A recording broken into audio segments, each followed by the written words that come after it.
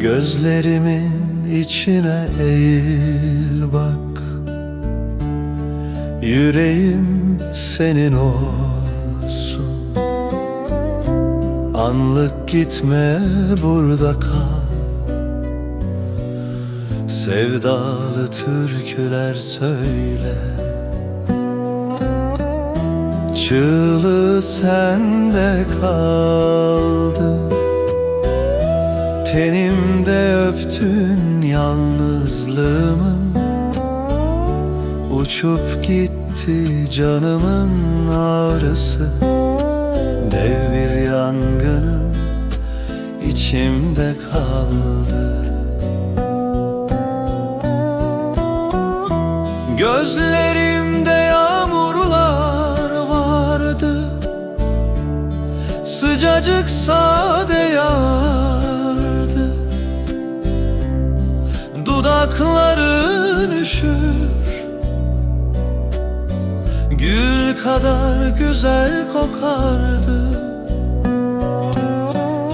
Çığlığı sende kaldı. Tenimde öptün yalnızlığımın, uçup gitti canımın ağrısı. Dev bir yangının içimde kaldı.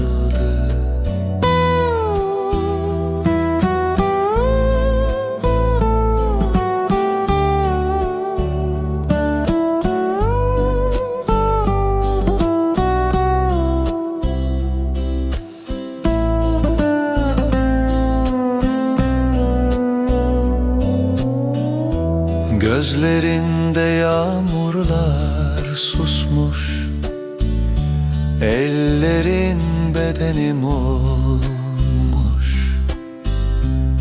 Yanağını öpüşüm,